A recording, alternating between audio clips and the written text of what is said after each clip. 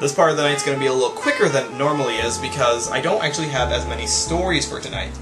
Like, you know, Cartoon News always has usually about 4 or 5 stories, but tonight is going to be a little shorter. Just not as many stories tonight. So, why don't we switch over to that? Why not we switch over to that? We don't really have much of a choice now, do we? But it'll be interesting. There's some interesting stuff here, just minor updates here. Like, consider this your minor updates for the week. And if anything else big happens, then of course it'll probably take place next week then. Take care, Lilac. Thanks for coming by. So, the first thing that you should probably know about is something that... well, okay, last week we talked about Pixar's films and how they're getting sequels and how they seem to be running out of juice. Well, we already know that Finding Nemo is getting a 3D re-release, so what better thing to do than to give Monsters Incorporated a 3D re-release? That's a wonderful idea. Why don't we do that? Why don't we do that? Brilliant job, Andrew. Brilliant. As coming out in the upcoming Christmas holidays. Yep, on December 19th, you're going to see Monsters Incorporated in 3D all over your movie theaters. And it's going to draw a lot of money, and this is nothing new than what we've already heard from Pixar. They're re-releasing some of their films in 3D. That's not going to amplify the visuals that much, but it's an excuse to put their older films back in theaters, because you have to admit that even though it seems unnecessary, there is a certain charm and a certain enjoyment factor out of watching a film in a large theater. It just feels kind of classical, I suppose. So, when Titanic came out again, everyone went to go see that. When the Star Wars films came out again, everyone went to go see that. And they didn't necessarily go for the 3D. They went because they like seeing it in a large theater. Just admit it. Movie theaters, just admit. You're not showing it for 3D. You're showing it because people will see it in a large theater. That's the only reason. So that's the only reason we have. I don't care if 3D does really well overseas. There's no reason that I'm going to give any more of my money to it. I don't think I've ever gone to see a movie, a re-release of a film, in 3D.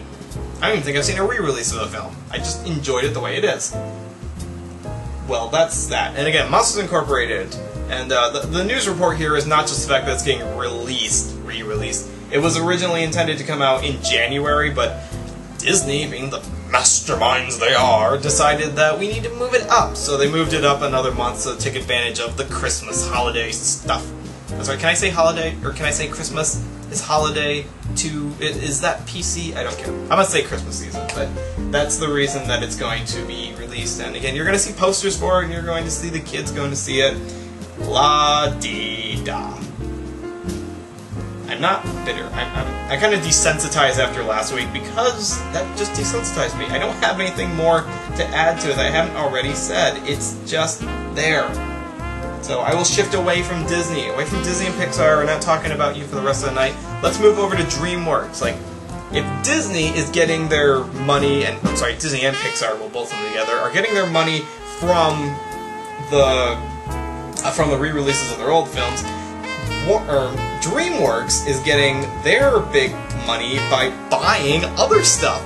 Yes, DreamWorks Animation, who has been in the business since about 2000 and doing very well with their feature films, decided that they need to buy other property. So DreamWorks recently made a deal to buy Classic Media, which is holding on to a lot of titles that a lot of people call older cartoons there.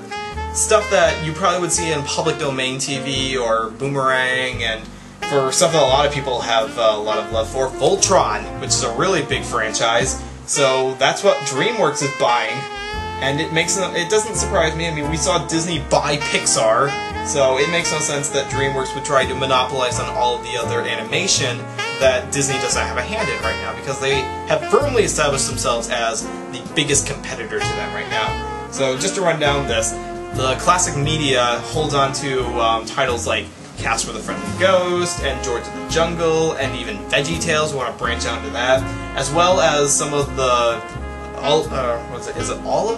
It's a good chunk of the Rankin Bass Christmas specials, all your stuff like The Year Without a Santa Claus, or Rudolph the Red-Nosed Reindeer, Frosty the Snowman, a little stop animation ones that you've seen every holiday, and just a long catalog of everything, as well as some early Jay Ward stuff. Jay Ward is best known for Rocky and Bullwinkle, and also stuff like Mr. Peabody and Sherman, who we already knew that Mr. Peabody and Sherman was getting a movie later on, and this is just DreamWorks being able to close it out, like say, now we own the characters, now we can make a movie about them. It's not all crap. There's a good... I like to look at it as the transitional period in animation where they were trying out other things, and a good chunk of this was either theatrical stuff or being really, really cheap television stuff. But again, it's different a little bit there. Maybe varying on the quality a little bit there. Like, I think we can at least appreciate some stuff like maybe Casper a little bit more, because that's a Harvey Toons transition. Like, that's taking a comic book character and turning it into a cartoon and made a name for herself. But yeah, well, that's just that.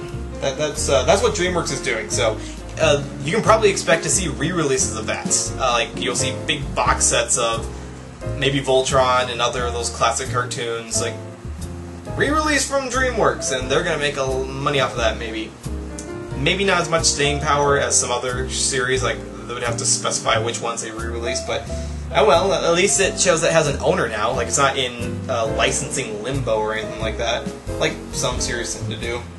My voice is cracking. I'm rather weird like that. And that's pretty much all on that. The deal's gonna end about end of September 30th, and the whole deal is going to cost $155 million. I don't know if that's sad or not, because if you want to compare it to the billions of dollars that Pixar was bought for, only $155 million for classic media seems kind of, yeah. But, oh well, at least it'll be available again, I guess, to see it's in the hands of someone. And at least it shows that Disney does not have to have the monopoly on everything. Just most of everything. Well, and again, like I said, this is going to be short this week, so here's the last story, which is something that seems to be community development for a good while down the road. There was a, I don't know if you guys have heard this before, there was a short film called Ruin, which was kind of a student film, and it was set in kind of a post-apocalyptic America where everything was overcome with shrubbery and it was uninhabitable, and there were chase scenes in it, so kind of this, sorry, work, dang you, work. Yes, Marvel was bought for $1 billion. That does not surprise me. Marvel is worth about that much, if not more. I mean, I imagine Disney made back that budget within the first weekend of the Avengers being released. But anyways, there we go. Okay, sorry about that. Anyways, yeah, there's a short student film called Ruin, which has been purchased recently, and is going to be, hopefully, seemingly made into a live-action film adaptation of it.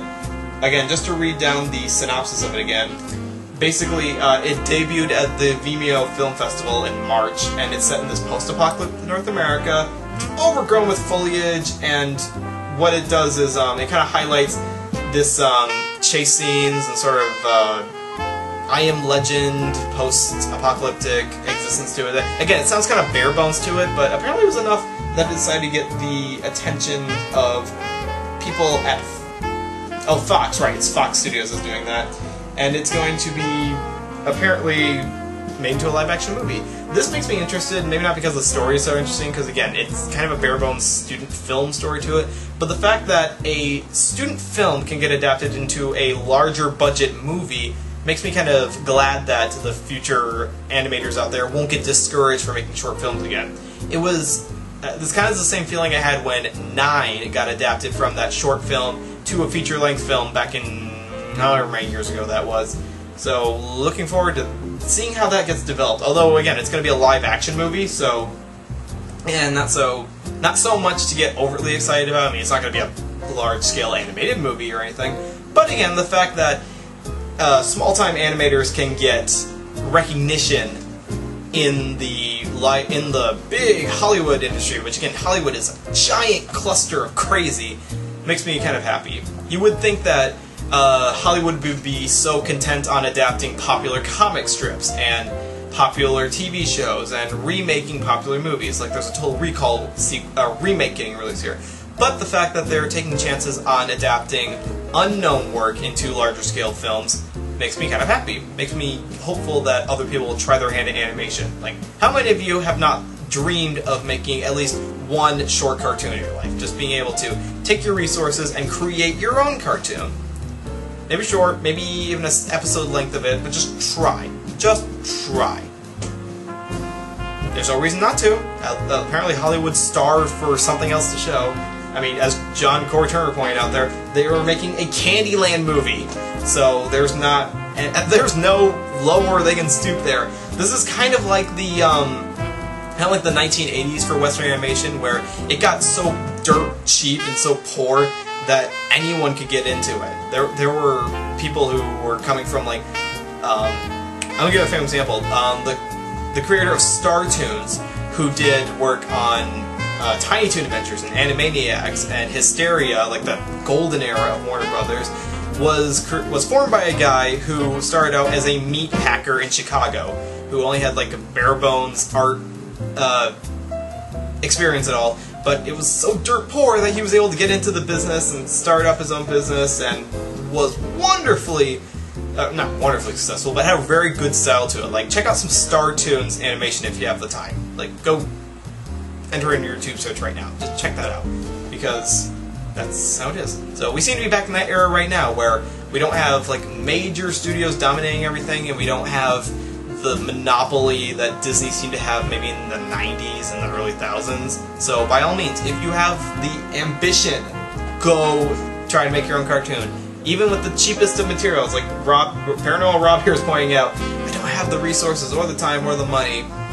Lots of people don't. Lots of people don't have any of the resources or the time even. They just make time because they wanted to see it happen. But, well, that's that. That's, again, minor stuff going on in the cartoon news there, and not really a lot of stuff to get overly excited about. I think after San Diego Comic-Con we kind of drained our major announcements, so, well, that's about all to look forward to. So, thank you all for watching that, and I return you to your normal life. Go back to watching cartoons and other good stuff. Have fun.